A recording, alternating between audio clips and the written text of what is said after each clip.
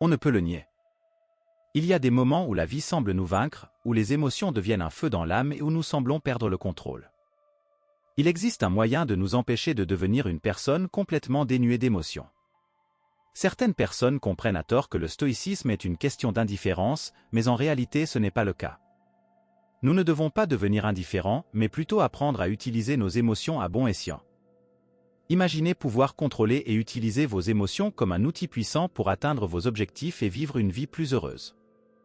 Aujourd'hui, nous allons entrer dans le monde de la philosophie stoïcienne pour découvrir ce principe qui non seulement nous aide à contrôler nos émotions, mais qui en font également une arme puissante pour le développement personnel. Embarquons ensemble dans ce voyage passionnant et découvrons comment le stoïcisme peut changer votre vie. N'oubliez pas de vous abonner à la chaîne et d'activer la cloche de notification pour ne manquer aucune de nos vidéos. Plongeons maintenant dans le monde de la philosophie stoïcienne et explorons le pouvoir des émotions avec le premier principe. Règle numéro 1, éloignez les personnes toxiques de votre vie. Les personnes que nous choisissons d'avoir dans nos vies jouent un rôle important dans la formation de nos émotions, de nos pensées et de notre bien-être général. Tout comme un fruit pourri peut gâcher tout le panier, être en contact avec une personne toxique peut drainer l'énergie de votre vie et vous laisser incertain quant à vos propres décisions. Selon la philosophie stoïcienne, l'un des principes les plus importants est la maîtrise de soi et la protection de sa paix intérieure.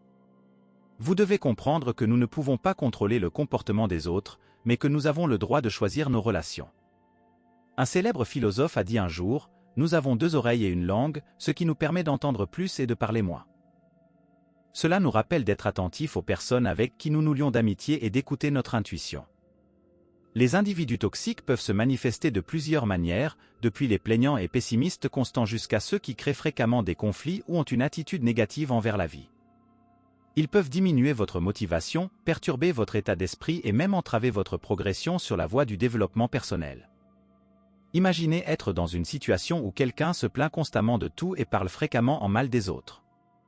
Au début, vous essayez de comprendre et de soutenir cette personne, mais avec le temps, vous réalisez que chaque rencontre et conversation vous laisse un sentiment de lourdeur et de négatif.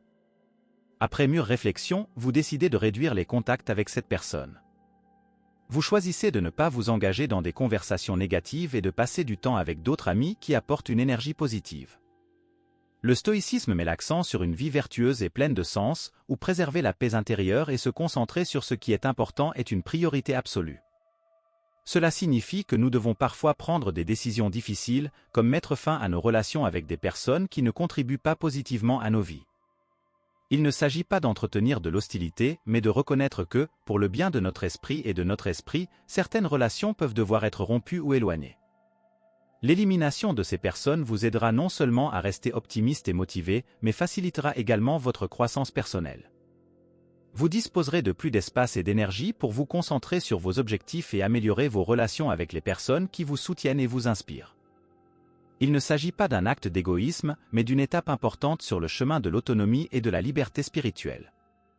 Selon la théorie stoïcienne, lorsque l'on réalise que chacun de nous a le droit et la responsabilité de son propre bonheur et de sa paix, cela signifie parfois se détourner des facteurs négatifs, quelle que soit leur apparence. N'oubliez pas que le voyage vers la maîtrise de vos émotions commence par vous assurer que vos influences externes sont alignées sur vos objectifs internes. Règle numéro 2, fixez des limites et cessez d'être toujours disponible. Les limites personnelles jouent un rôle crucial dans le maintien de l'estime de soi à bien des égards. Établir des limites personnelles n'est pas seulement un acte d'autoprotection, mais aussi une étape importante vers le maintien de l'équilibre et de la paix intérieure. Cependant, fixer des limites personnelles est souvent sous-estimé par les gens. Les individus stoïciens croient à la valeur du temps et à l'importance de l'auto-examen. Comme l'a dit un jour Sénèque, rien ne nous appartient à part le temps. Nous perdons souvent notre temps à répondre immédiatement aux demandes des autres sans fixer de limites. Nous envoyons le message au monde que notre temps, notre énergie et notre santé mentale n'ont pas de valeur. Cela peut conduire à l'épuisement professionnel, à l'envie, à la tristesse, à la dépression et à une pression écrasante. Il semble que nous laissions la porte et les fenêtres de notre maison ouvertes, permettant à quiconque et à tout de perturber notre paix. Supposons que vous soyez quelqu'un qui est toujours prêt à travailler jour et nuit pour votre travail. Vous ne refusez aucune demande des autres et vous vous sentez souvent stressé et fatigué. Lorsque vous appliquez ce principe stoïcien, vous commencez à fixer des limites à votre temps. Vous prenez des décisions réfléchies et dites non lorsque vous sentez que vous avez atteint votre limite et que vous avez besoin de temps privé. Cela vous permet de ne pas travailler continuellement et d'avoir le temps de vous détendre, conduisant ainsi à une vie plus équilibrée.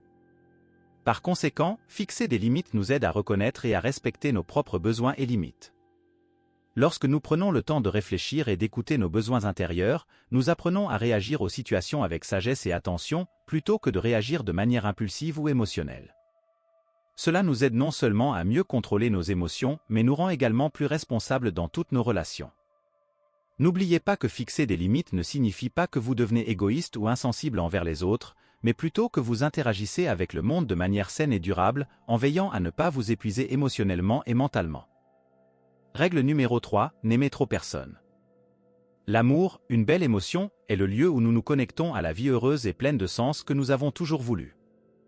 Selon la philosophie stoïcienne, l'amour et les émotions sont précieux, mais aimer quelqu'un de manière excessive peut entraîner des conséquences inattendues. Les philosophes stoïciens, qui valorisaient la résilience émotionnelle, parlaient souvent du danger de l'attachement. Comme l'a dit un jour Marc Aurèle, vous avez le pouvoir sur votre esprit, pas sur les événements extérieurs. Accomplissez cela et vous trouverez la force. La force à laquelle il fait référence ici est la capacité d'aimer sans trop s'attacher, c'est la force d'apprécier la beauté d'une relation sans la laisser définir toute votre existence. Dans nos vies personnelles, cette leçon devient plus claire que jamais. Imaginez une situation dans laquelle nous investissons beaucoup d'émotions chez quelqu'un.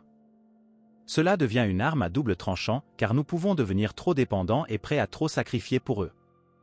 Cela peut entraîner de la douleur lorsque cette personne ne répond pas à nos sentiments comme nous l'espérions. De plus, si cette personne s'éloigne de nous ou s'il y a une perte, nous pouvons subir des souffrances inutiles. La philosophie stoïcienne nous encourage à aimer les autres librement et sincèrement tout en valorisant l'indépendance spirituelle. Cela signifie trouver un équilibre entre l'amour et la confiance en soi, ne pas laisser nos émotions dépendre des actions ou des opinions des autres, mais plutôt garder notre âme indépendante et forte. Apprenez à aimer librement, à contrôler vos émotions et à ne pas les laisser dominer votre vie. Nous deviendrons plus patients, plus intrépides face aux changements et capables de surmonter sereinement les défis de la vie. Rappelons que la philosophie stoïcienne ne suggère pas que nous devenions indifférents ou froids, mais plutôt que nous apprenions à contrôler et gérer nos émotions pour une vie calme et épanouie. En maîtrisant l'art d'aimer sans attachement excessif, vous protégez non seulement votre cœur, mais vous honorez également votre esprit, devenant ainsi capable de nouer des liens profonds sans vous y perdre. C'est la première étape pour devenir réellement stable émotionnellement, où vous pouvez contrôler vos émotions et qu'elles ne vous contrôlent pas. Règle numéro 4. N'exprimez pas vos sentiments et vos opinions. Dans notre vie quotidienne, nous sommes souvent confrontés à des situations pleines de pression et de conflits. Dans ces moments-là, nous sommes encouragés à rester calmes et posés, plutôt que de laisser nos émotions et nos opinions s'enflammer trop. La philosophie stoïcienne souligne souvent l'importance du calme intérieur et le danger de rechercher la reconnaissance des autres. Marc Aurèle a dit un jour, « Le bonheur de votre vie dépend de la qualité de vos pensées ». Cette affirmation met en avant l'idée que nous ne devrions pas trop dépendre de la reconnaissance des autres, car le véritable bonheur réside dans notre capacité à gérer nos pensées et notre intellect indépendamment des opinions des autres. Pensez au moment où vous avez partagé un accomplissement personnel avec d'autres, en recherchant leur reconnaissance ou leurs opinions. Qu'avez-vous souvent reçu en retour? C'était une critique, une moquerie, voire un ridicule. De telles expériences peuvent blesser nos sentiments et miner notre confiance en nous. Par conséquent, le but de la 4e règle de la philosophie stoïcienne est de nous aider à éviter les conflits inutiles et à garantir que nous ne provoquons pas de conséquences inattendues dans notre communication.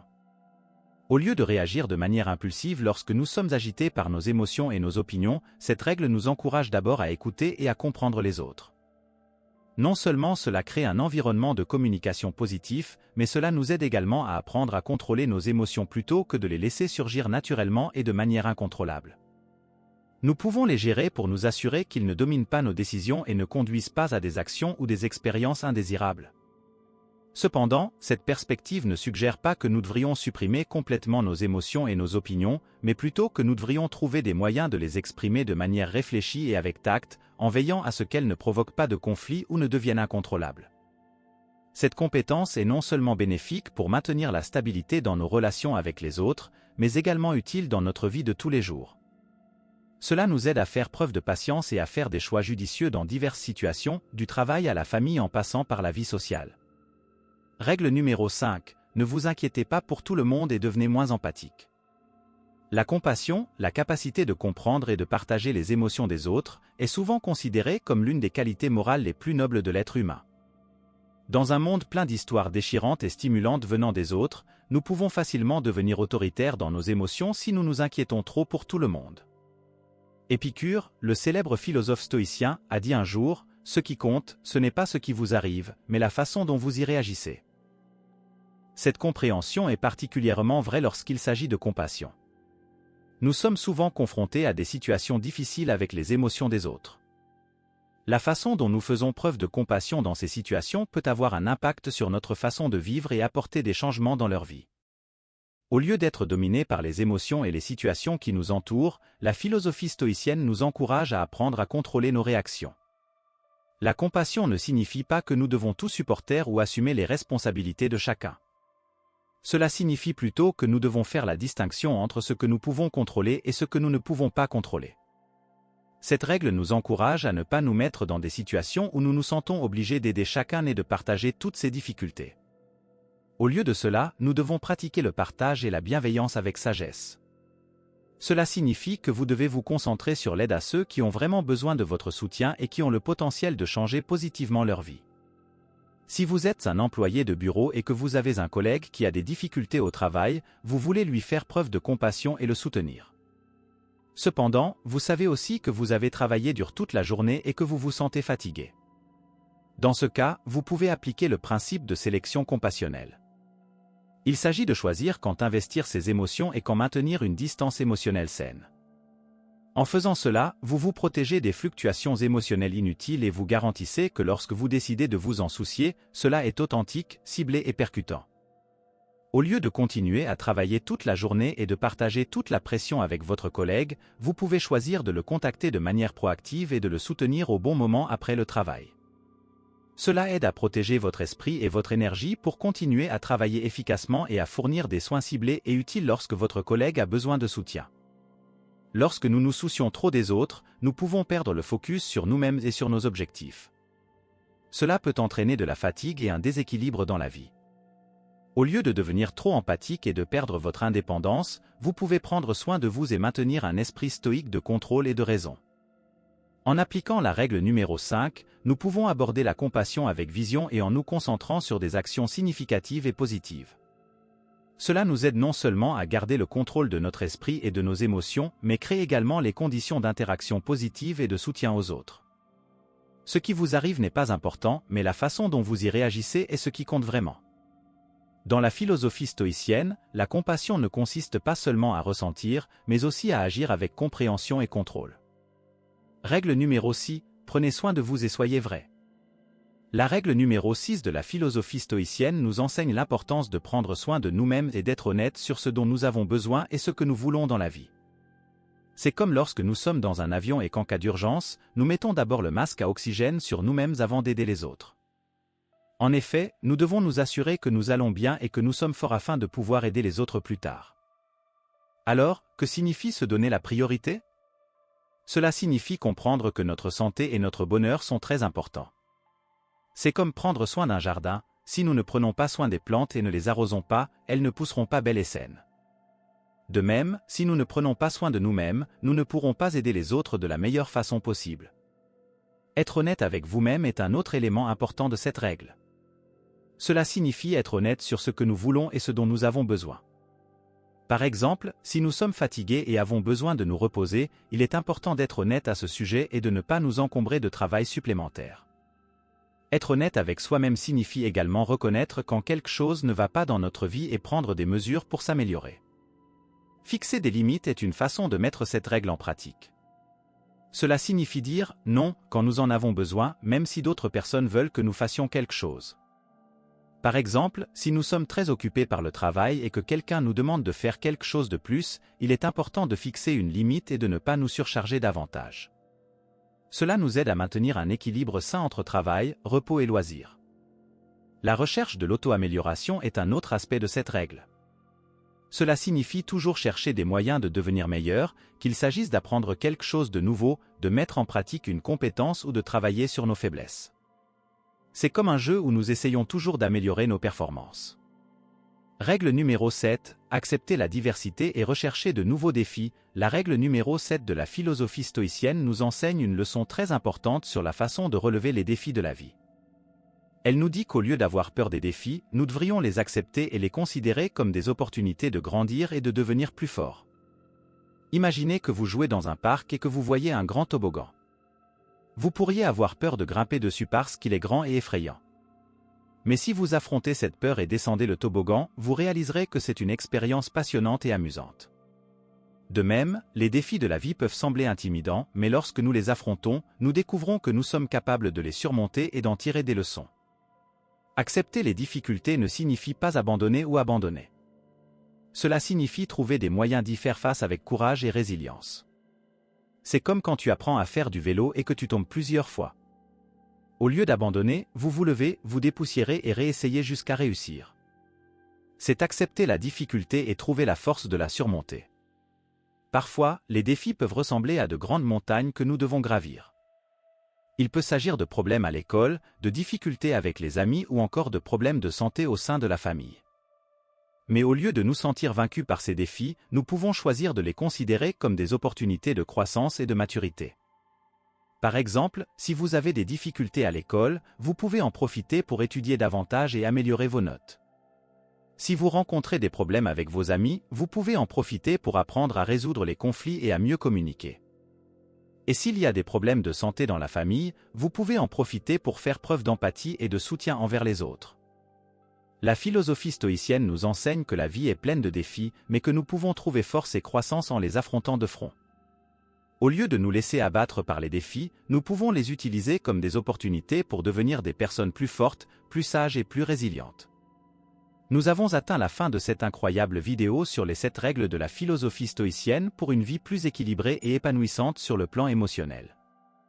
Mais avant de vous dire au revoir, je veux vous poser une question. Comment voyez-vous ces règles ?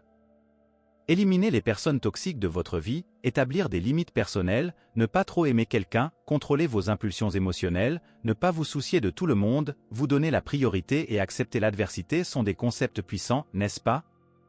Avez-vous déjà appliqué l'une de ces règles dans votre vie ?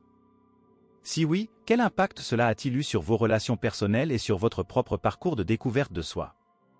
Sinon, êtes-vous prêt à essayer ces principes et à partager vos expériences avec nous dans les commentaires ? La philosophie stoïcienne nous offre un véritable trésor de sagesse pour faire face aux complexités de la vie et développer un état d'esprit résilient et équilibré. Alors, que diriez-vous de vous lancer dans ce voyage de découverte de soi et de croissance personnelle ? N'oubliez pas de laisser vos commentaires dans les commentaires et de partager cette vidéo avec vos amis et votre famille qui pourront également bénéficier de ces précieuses leçons. Oh, et si vous n'êtes pas encore abonné à la chaîne, profitez-en pour vous abonner et activer la cloche pour recevoir des notifications de nouvelles vidéos chaque semaine. Oh, n'oubliez pas d'aimer, de partager et de vous abonner à la chaîne, d'accord ? Merci beaucoup d'avoir regardé et à la prochaine réunion où nous continuerons à explorer ensemble le monde fascinant de la philosophie stoïcienne. D'ici là, restez en sécurité, prenez soin de vous et continuez à rechercher un équilibre émotionnel dans votre vie. À plus tard, stoïciens!